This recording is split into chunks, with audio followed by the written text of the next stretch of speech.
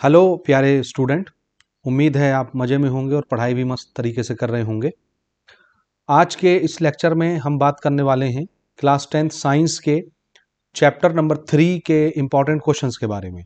हमारा ये जो चैप्टर है, चैप्टर नंबर 3, उसका नाम है हीट एंड टेम्परेचर। तो इसमें हीट से रिलेटेड टॉपिक्स और टेम्परेचर से रिलेटेड टॉपिक्स हमने डिस्कस करने हैं। ऑलरेडी हमने इन सब के डिटेल लेक्चर्स अपनी ऐप पर कवर कर रखे हैं। तो आपको चाहिए था कि आप क्लास 10th के लिए साइंस और मैथमेटिक्स का एक बड़ा कॉम्पिटिबल पैकेज हमने बनाया था, मात्र लगभग 1500 रुपए के आसपास।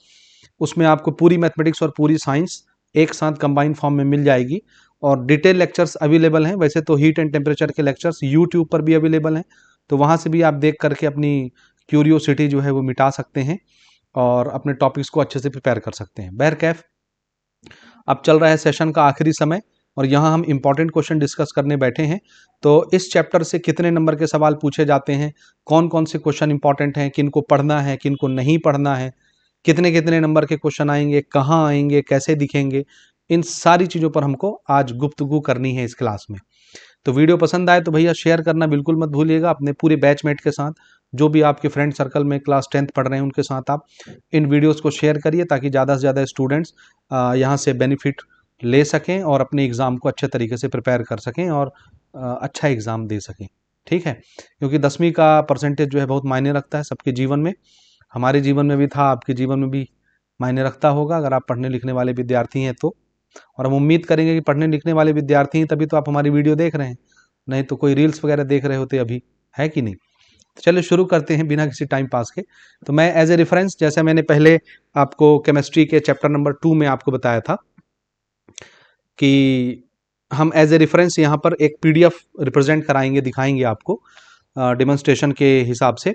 और वो पीडीएफ हम यूज़ कर रहे हैं यहाँ प्रबोध का, परीक्षा बोध का, है ना जी, प्रबोध का परीक्षा बोध। तो मैक्सिमम स्टूडेंट के पास परीक्षा बोध ही अवेलेबल होता है, तो वहाँ से हम क्वेश्चंस आपको दिखा देंगे और आप जहाँ से मर्जी वहाँ से आप अपने आंसर को प्रिपेयर कर सकते हैं। ठीक है, वैसे बहुत सारी प्रिंटिंग मिस्टेक होती हैं, इस वजह से हमारा सीधा सा डिक्लेरेशन ये रहता है कि हम किसी भी पब्लिकेशन की किताब को ऑन नहीं करते। यानी हम किसी का कोई प्रचार नहीं कर रहे, किसी का कोई बुराई नहीं कर रहे। मिस्टेक सबके अंदर हैं, फायदे भी सबके अंदर हैं। तो आपका दिल जिसके ऊपर जमता है आप उस पब्लिकेशन की किताब को यूज़ कर सकते हैं। ठीक है, ठीक है। तो जिस किताब पर आपका दिल जमता है आप उस किताब को यूज़ करिए। हमारी तरफ से कोई रोक ठोक नहीं है, ना कि कोई ज़बरदस्ती है कि आप इसको पढ़िए उसको मत पढ़िए। सारी किताबें अच्छी हैं और सबके अंदर मिस्टेक्स भी हैं। ठीक है, जो टाइम टू टाइम हम हाईलाइट करते रहते हैं। ओके, तो चलिए, चैप्टर नंबर 3 हमारा है हीट एंड टेम्परेचर। ये फिजिक्स का पहला चैप्टर है क्लास 10th में। आपको पता है कि 6 चैप्टर में हमारे पूरे चैप्टर बटे हैं, 18 चैप्टर हैं। 6 चैप्टर बायोलॉजी के हैं, 6 चैप्टर केमिस्ट्री के हैं, 6 चैप्टर फिजिक्स के हैं। तो जिस तरह से chapter number 2 acid base and salt chemistry का पहला चैप्टर है, उसी प्रकार से हीट एंड टेम्परेचर भी फिजिक्स का पहला चैप्टर है यहाँ पर, फिजिक्स के एतबार से। अदरवाइज चैप्टर के एतबार से तो ये चैप्टर नंबर 3 बनता है हमारा। ठीक है, शुरू किया जाए।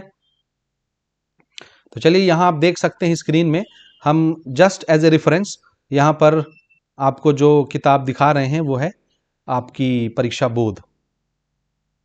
ठीक है, चैप्टर नंबर 3। तो सबसे पहले मार्किंग स्कीम के बारे में हम यहाँ पर समझ लेते हैं। चलिए, जैसे हम हर जगह करते हैं, ताकि इस चैप्टर का ओवरऑल वेटेज हमको समझ में आ जाए कि आखिर कितने नंबर देने वाला है ये। तो मार्किंग स्कीम या मार्किंग क्राइटेरिया की अगर हम बात करें तो देखिएगा, एक क्वेश्चन जो है यहां पे आता है 2 मार्क्स का। एक क्वेश्चन कितने का आता है? 2 मार्क्स। अब सुनते जाइएगा ना। और एक क्वेश्चन आता है यहां से 3 मार्क्स का, 3 नंबर का एक क्वेश्चन। तो ये हमको टोटल 3 मार्क्स देता है। यानी पूरे चैप्टर में से मात्र 2 क्वेश्चन आपके एग्जाम में देखने को मिलेंगे। इक्का दुक्का question fill in the blanks और मैच का आता है यहाँ पर, लेकिन मोटा मोटा हिसाब किताब यही है। ठीक, अब थोड़ा सा और हिसाब किताब पक्का करने का टाइम आ गया ना। ध्यान से देखते जाइएगा मैं जो जो बातें बताऊंगा। तो टोटल नंबर ऑफ क्वेश्चन कितने हो गए यहाँ पर? 2 क्वेश्चन। और 2 क्वेश्चन मिला के नंबर कितने दे रहे हैं? 5 मार्क्स। ठीक, वैसे देखा जाए तो एक क्वेश्चन जो है वो 1 नंबर का भी यहाँ पे आता है। यानी हमने फिल इन द ब्लैंक्स और आपके जो मैच द कॉलम वाले क्वेश्चन है उनको यहाँ पर शामिल नहीं किया है। तो एक क्वेश्चन आप उसको भी मान लीजिए। तो एक क्वेश्चन जो है ऑब्जेक्टिव का रहता है। तो ऑब्जेक्टिव का भी 1 नंबर यहाँ पे आप जोड़ लीजिए। तो इसको मैं ऊपर ही लिख देता, ज्यादा सही था, है ना। एक क्वेश्चन हमारा ऑब्जेक्टिव है, एक क्वेश्चन ऑब्जेक्टिव है और ये 1 नंबर देता है हमको। ठीक, इस प्रकार से जो टोटल मार्किंग हो गई वो मार्किंग हो गई यहां पर 6 मार्क। ठीक, तो टोटल जो है 6 नंबर के सवाल यहां से आते हैं। लेकिन क्वेश्चन आंसर की बात करें तो क्वेश्चन आंसर खाली एक 2 नंबर का और एक 3 नंबर का आता है। लेकिन इसमें एक छोटा सा दिक्कत है, वो दिक्कत मैं लेक्चर के स्टार्टिंग में ही आपको बता देना चाहता हूं ताकि कोई भेदभाव ना रहे, उसके हिसाब से आप इस चैप्टर को प्रिपेयर करें। और वैसे तो एज ए ब्राइट स्टूडेंट आपको कोई भी चैप्टर नहीं छोड़ना, चाहे वो कम वेटेज का हो या ज़्यादा वेटेज का हो, क्योंकि आप सबको पता है टॉप 10 में आने के लिए 1 नंबर भी बहुत मायने रखता है। 1 नंबर से ही हजारों बच्चे आगे पीछे हो जाते हैं, 1% के पीछे। समझ आई बात? तो एक एक नंबर बहुत मायने रखता है, तो आपको एक भी नंबर छोड़ना नहीं है प्यारे बच्चों। ठीक है, ठीक है ना? कमेंट करके यस सर जरूर बोल देना ना। ठीक है, ठीक। अब जो दिक्कत की बात है उसको समझिएगा। पहला दिक्कत ये है कि ये जो 2 नंबर का क्वेश्चन दिख रहा है आपको, 2 नंबर वाला ये जो क्वेश्चन दिखता है ये हमेशा नहीं आता, कभी आता है कभी नहीं आता, क्योंकि हमारे पास 18 चैप्टर पड़े हुए हैं जहां से 2 नंबर के क्वेश्चन बनाए जा सकते हैं। तो बहुत सारे चैप्टर की गिनती होने के कारण 2 नंबर का क्वेश्चन फिक्स इसी चैप्टर से आएगा ऐसा नहीं है। वो 2 नंबर का क्वेश्चन कभी चैप्टर 6 से हम प्रिपेयर कर लेते हैं। पूरी लिस्ट है, मैंने पिछले साल डाली थी, इस साल भी कोशिश करूंगा टाइम निकाल के आपको बताऊं कि किस किस चैप्टर से कितने कितने नंबर के क्वेश्चन आते हैं। तो वैसे तो मैं चैप्टर वाइज बता ही रहा हूं, लेकिन अलग से पूरा एक वीडियो भी हमने पिछले साल कवर किया है कि साइंस में 75 लाने के लिए कैसे पढ़ना है। तो उसको जरूर देखिएगा, वहां से आपको आइडिया लग जाएगा। तो 2 नंबर के क्वेश्चन बनाने के लिए बहुत सारे चैप्टर हैं, इसलिए इस चैप्टर का वहां पे गिनती लगेगा नहीं लगेगा, इसका नंबर आएगा नहीं आएगा, ये थोड़ा सा टिपिकल हो जाता है मामला। तो कभी 2 नंबर का क्वेश्चन आता है यहां से और कभी नहीं आता, लेकिन मैक्सिमम टाइम हमने देखा है आता है। इसीलिए आप 2 नंबर के जो क्वेश्चन है उसको जरूर फोकस करेंगे यहां से। यही हाल 3 नंबर के क्वेश्चन का भी है, क्योंकि 3 नंबर के चैप्टर के लिए भी बहुत सारे 3 नंबर के क्वेश्चन बनाने के लिए बहुत सारे चैप्टर अवेलेबल है। तो कभी इस चैप्टर से 3 नंबर का क्वेश्चन आ जाता है और कभी कभी नहीं भी आता है। तो मैं ये मान के चलूंगा कि 2 नंबर का क्वेश्चन भी आने वाला है, 3 नंबर का क्वेश्चन भी आने वाला है। आता है, यानी कभी ऐसा होता है कि नहीं आता। 2 नंबर का तो खैर दिक्कत होता ही है कि आता है नहीं आता, ये चलता रहता है सिलसिला। लेकिन 3 नंबर के क्वेश्चन आने की संभावना यहां से 90% रहती है। ठीक है, 2 नंबर का तो खैर पक्का नहीं है, 40% 50% प्रोबेबिलिटी है, आएगा नहीं आएगा, आएगा नहीं आएगा, आएगा नहीं आएगा। यानी हर साल ये नाटक चलता रहता है कि कभी आ गया कभी नहीं आया 2 नंबर के क्वेश्चन। लेकिन 3 नंबर का क्वेश्चन 90% चांस है कि आता है और 10% चांस रहता है कि नहीं आता, किसी और चैप्टर से बना लिया जाता है। तो मैं फिलहाल ये मान के चलूंगा कि 2 नंबर का क्वेश्चन भी हमने करना है और 3 नंबर का क्वेश्चन भी हमने करना है। शुरू किया जाए, चलिए। अब पहला इंफॉर्मेशन ये देना है मुझे कि इस चैप्टर से जो ऑब्जेक्टिव क्वेश्चन है वो नहीं पूछे जाते। ठीक है, तो आप ऑब्जेक्टिव क्वेश्चन अपने भरोसे से प्रिपेयर कर सकते हैं, मैं उसे यहां डिस्कस नहीं कर रहा हूं। ठीक हो गया जी। हम यहां डिस्कस करेंगे फिल इन द ब्लैंक्स और मैच द कॉलम, और उसके बाद 2 नंबर के क्वेश्चन और फिर 3 नंबर के क्वेश्चन, और इस लेक्चर को कंक्लूड करेंगे। ठीक, तो चलिए शुरू करते हैं बगैर किसी देरी के। ठीक है, शुरू करें। तो सबसे पहले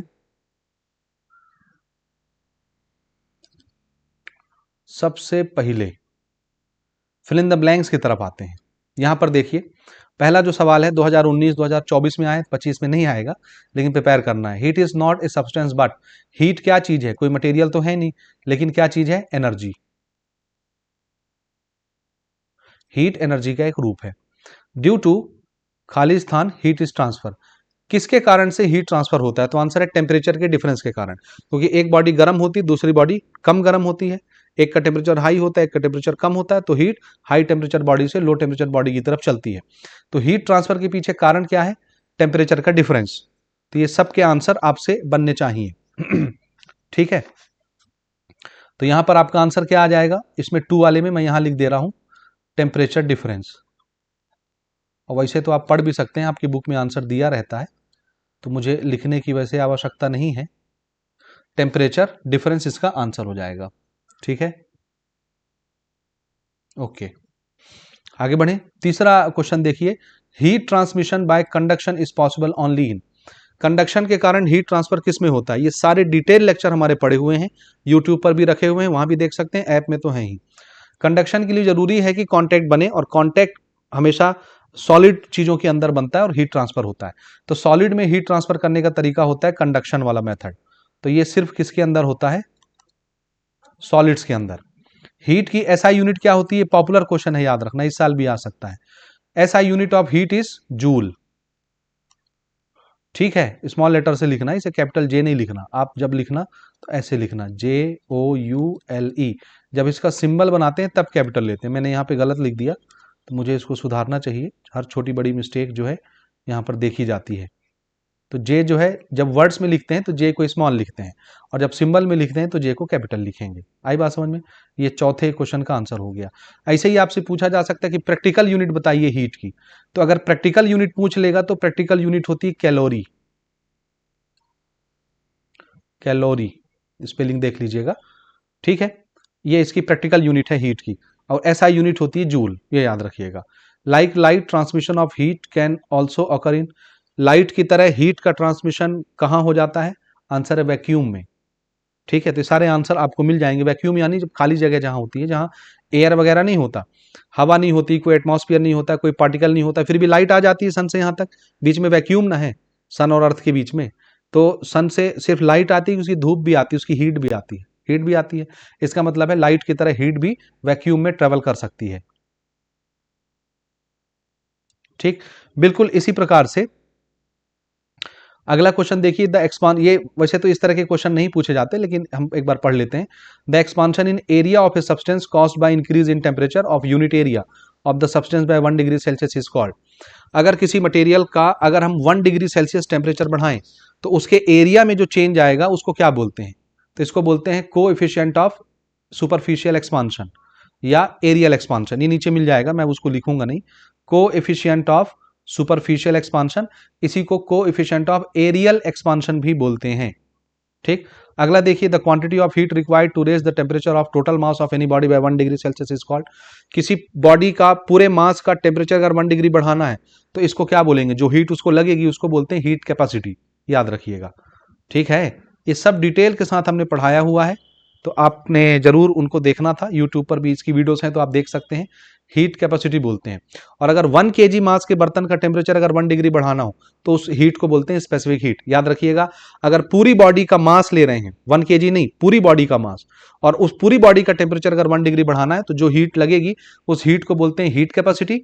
और अगर सिर्फ 1 kg ले लें बॉडी का, 1 kg मास की बॉडी का टेम्परेचर अगर 1 डिग्री बढ़ाना हो तो जितनी हीट लगेगी उसको स्पेसिफिक हीट बोलते हैं। इस साल बच्चों याद रखना, स्पेसिफिक हीट के टॉपिक से क्वेश्चन आने वाला है। स्पेसिफिक हीट, तो स्पेसिफिक हीट से रिलेटेड जितने क्वेश्चन होंगे वो आप पढ़ लेना, क्योंकि ये 2025 के लिए बहुत महत्वपूर्ण है। स्पेसिफिक हीट का टॉपिक, चाहे जैसा भी टॉपिक हो, छोटा टॉपिक हो, बड़ा टॉपिक हो, कॉम्प्लेक्स टॉपिक हो, कैसा भी टॉपिक हो, स्पेसिफिक हीट से रिलेटेड है तो पढ़ लेना, 2025 में आएगा। ठीक, समझ गए। ऑन रेडिएशन, अगला क्वेश्चन ले रहा हूं, on radiation the heat transmission Khalistan is not necessary. Radiation में हीट ट्रांसमिशन कहां नहीं होता, नहीं चाहिए, क्या नहीं चाहिए हीट ट्रांसमिशन करने के लिए, आंसर है मीडियम। भाई चूल्हे का जो बर्नर होता है, भट्टी जहां से हम आग जलाते हैं, तो अगर आसपास हवा ना भी हो तो भी आंच उसकी आ जाती है, समझ आई बात। इसीलिए रेडिएशन यानी कहीं से अगर इलेक्ट्रोमैग्नेटिक वेव्स निकल रही हैं, हीट निकल रही हैं, तो निकलने वाली हीट को चलने के लिए किसी मीडियम की आवश्यकता नहीं, क्योंकि इलेक्ट्रोमैग्नेटिक वेव्स हैं, तो मीडियम की आवश्यकता नहीं होती इनको चलने के लिए। मीडियम यानी जैसे एयर, मैं हम जो है मुंह से बोलते हैं, साउंड निकलता है, अगर बीच में हवा ना हो तो साउंड आपके कान तक नहीं पहुंचेगी। तो साउंड को चलने के लिए मीडियम चाहिए, कौन सा मीडियम, एयर। लेकिन हीट को चलने के लिए कोई मीडियम नहीं चाहिए, बीच में कुछ नहीं भी होगा, वैक्यूम भी होगा तो भी हीट चली जाएगी, सन से अर्थ तक आती ही है हीट, तो कोई मीडियम नहीं चाहिए।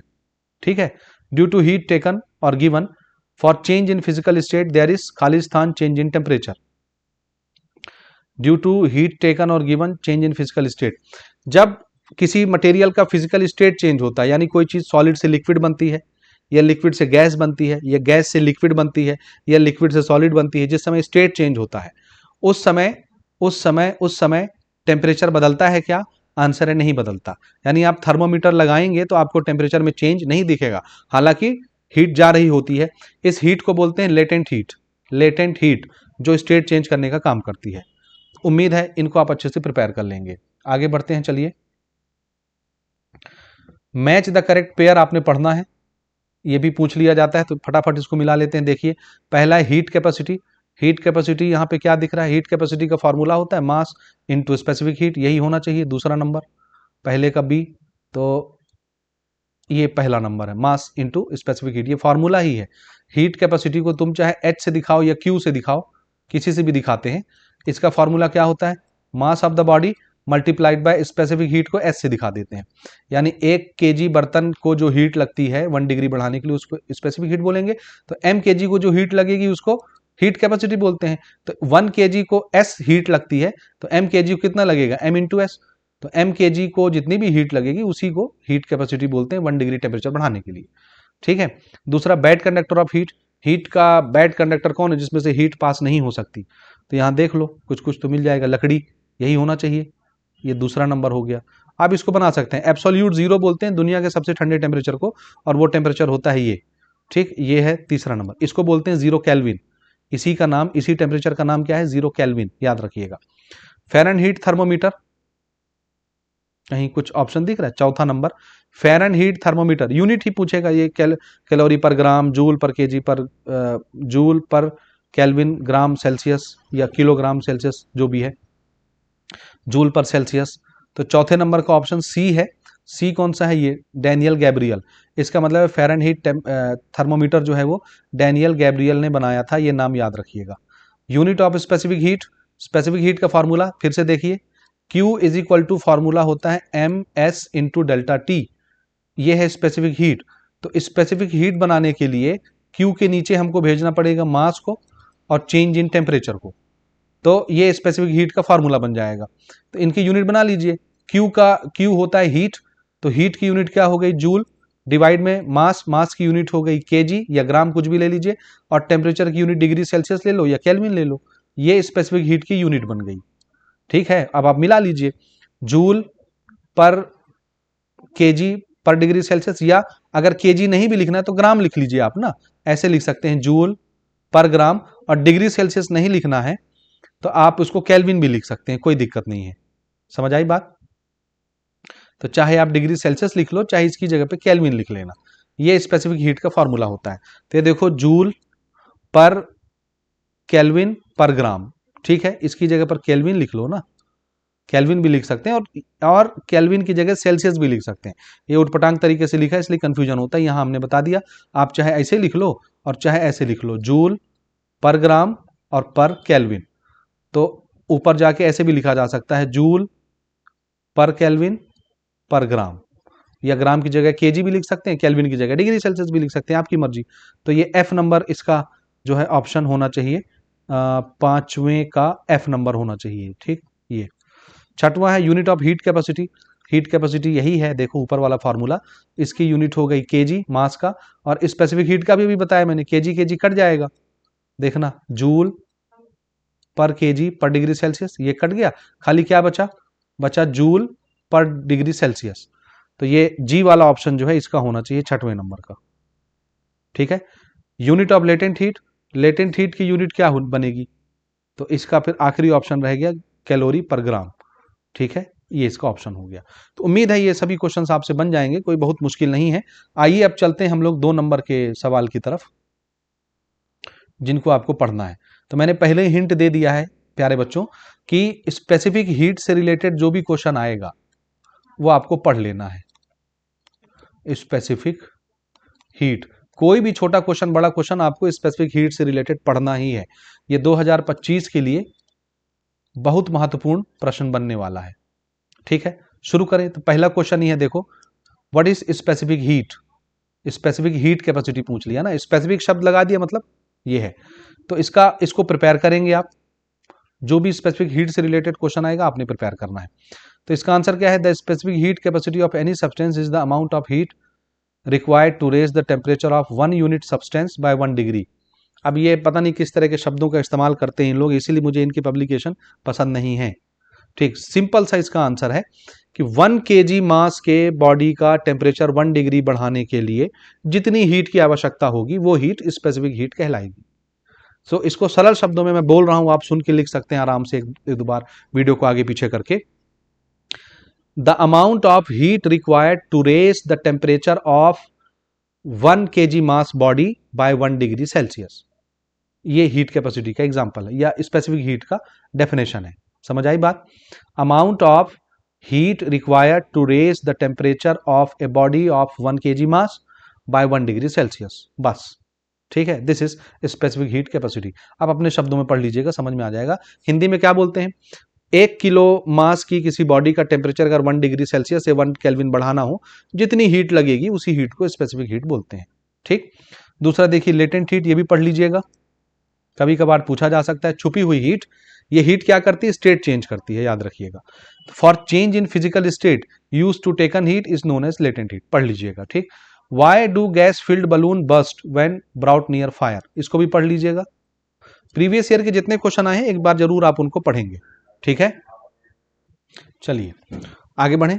तो ये पढ़ लीजिए, why do gas filled balloon bust when brought near fire, एक हवा भरे हुए बलून को जब हम आग के नज़दीक लेके जाते हैं तो क्यों फट जाता है। तो इसका कारण है, जैसे ही आप आग के पास एक बलून को लेके जाएंगे उसके अंदर हवा भरी होगी, जैसे हवा को, एयर को हीट मिलेगी, हर चीज़ जिसको हीट मिलती है वो एक्सपांड होता है।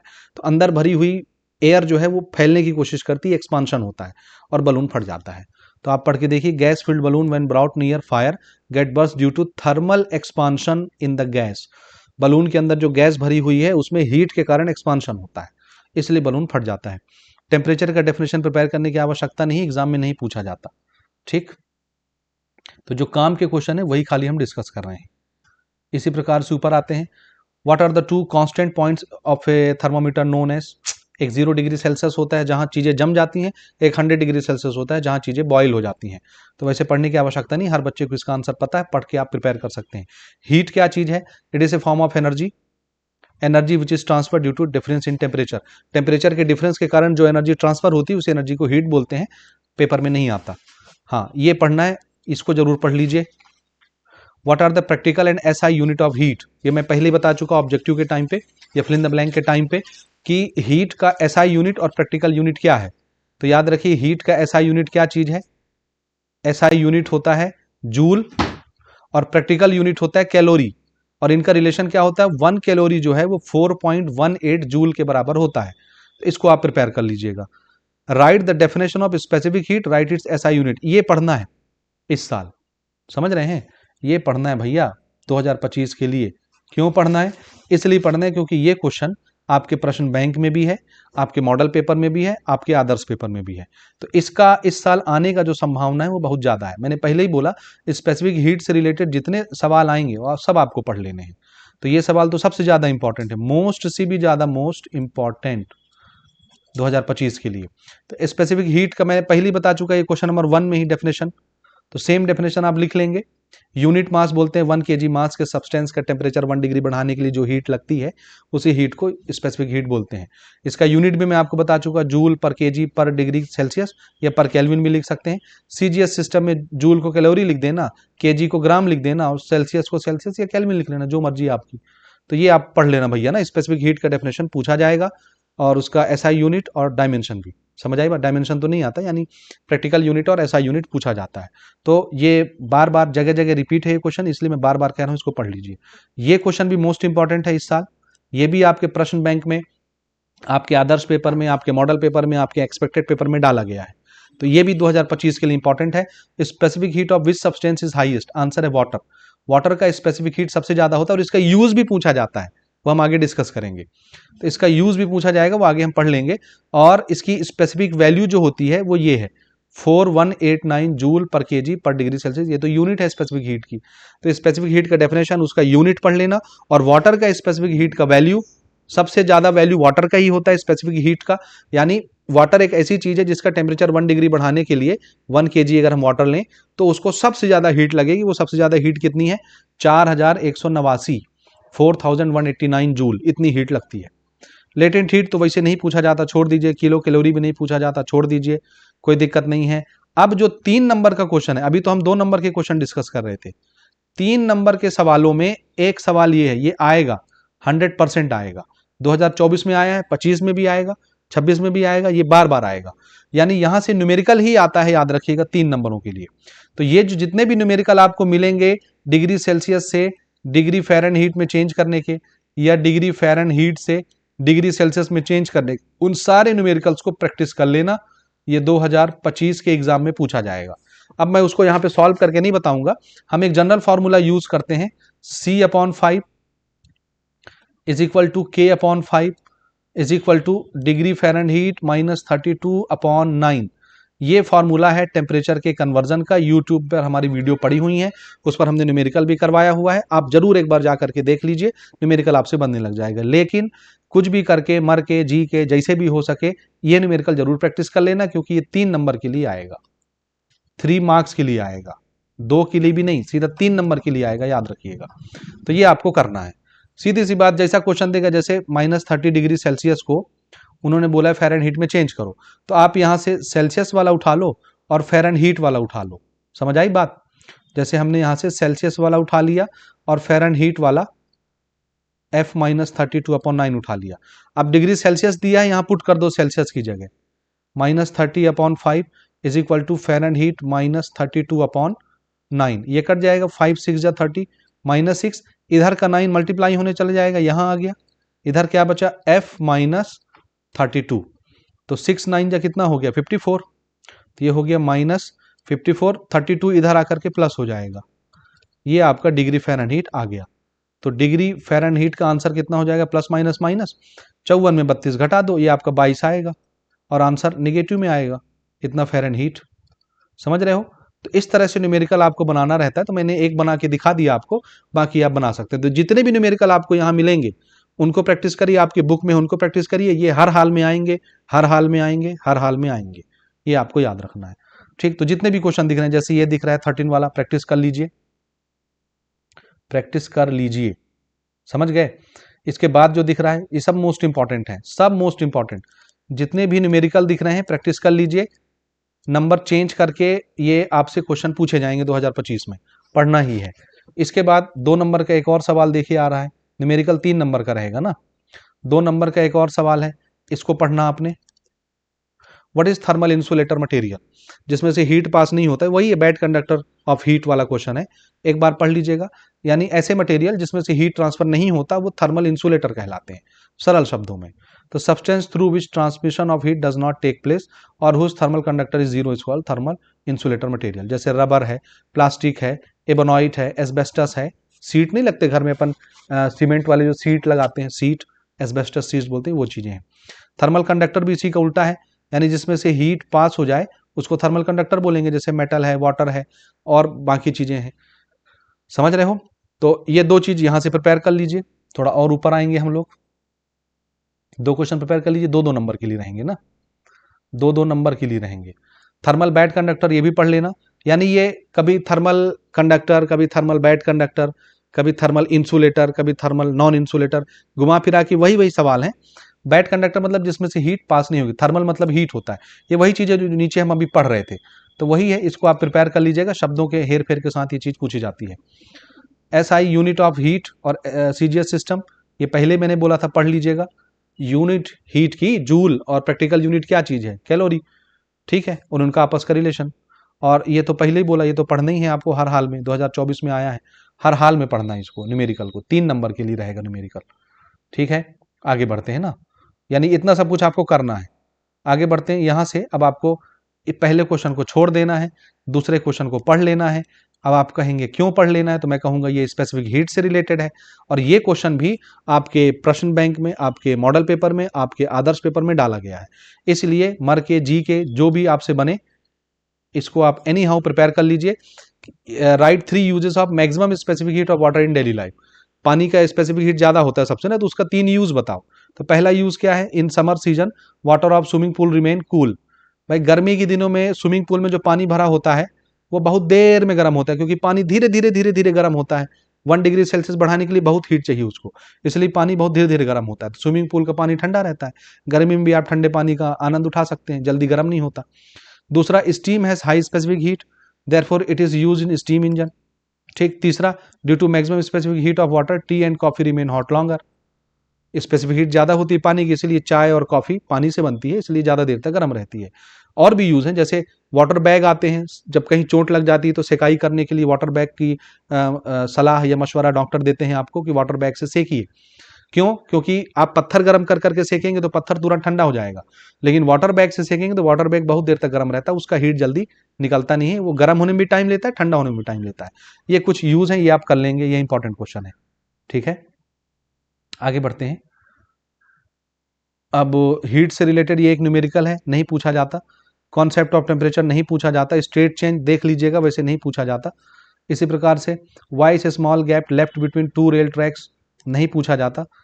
हाँ, ये थोड़ा सा डायग्राम आप देखेंगे केल्विन स्केल का, सेल्सियस स्केल का, फ़ारेनहीट स्केल का, ये पूछा जा सकता है। तो डायग्राम नीचे आपको मिल जाएगा, हर बुक में बना हुआ रहता है, इसकी बात मैं कर रहा हूँ।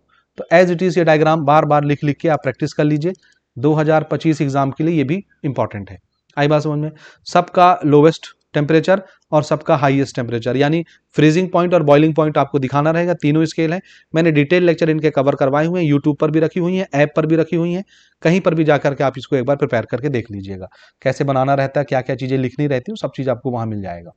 ठीक है, आगे बढ़ते हैं।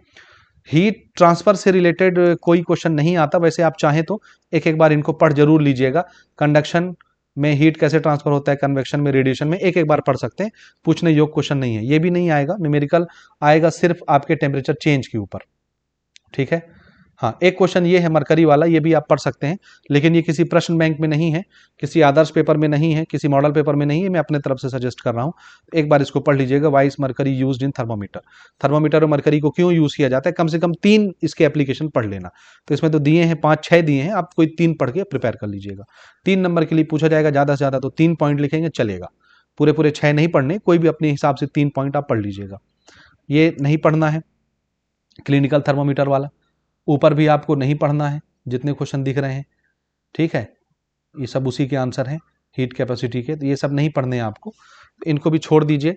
यानी मेजॉरिटी जो है वो स्पेसिफिक हीट के ऊपर आएगा क्वेश्चन, और टेम्परेचर के कन्वर्जन के ऊपर न्यूमेरिकल आएगा, वो पढ़ लीजिए, बाकी इनको छोड़ दीजिए। इसको पढ़ लीजिए, ये वही है ऊपर जो हम बात कर रहे थे। जितने न्यूमेरिकल जहां जहां मिल जाए टेम्परेचर कन्वर्जन के ऊपर, उन सबको प्रैक्टिस कर लेना अच्छे से। ठीक है, ये बगल में देखो, ये भी वही न्यूमेरिकल है।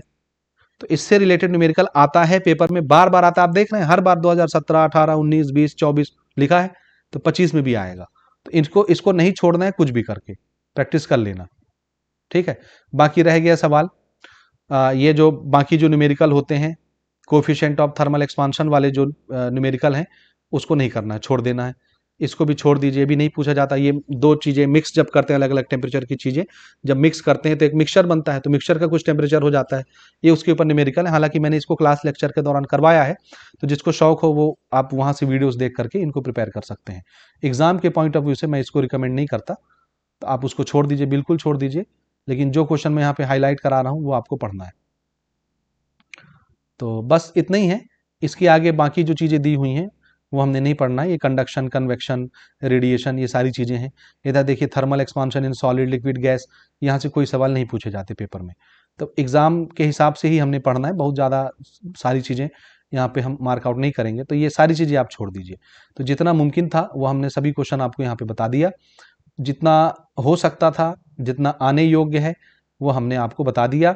तो अब आपका काम है कि आप बताई हुई चीज़ों को अच्छे से समझें, नोट करें, उसका पालन करें, और जो चीज़ें मैंने बताई हैं उसको फॉलो करके अच्छे से पढ़ें, क्योंकि भैया पेपर तुमको देना है, मुझे नहीं देना है। मैं पढ़ चुका हूँ, अब मैं पढ़ाने लगा हूँ, और मुझे आइडिया है कि क्या आता है क्या नहीं आता। इसलिए हमने जो क्वेश्चन यहाँ पर हाईलाइट किया है, मार्क किया है, अब आपका कर्तव्य है कि आप उनको पढ़ें और इन वीडियोज़ को शेयर करें ज़्यादा से ज़्यादा, और एंजॉय करें, और क्या पेपर की तैयारी करें। चलिए मिलते हैं अगली वीडियो में अगले चैप्टर के साथ। ठीक है।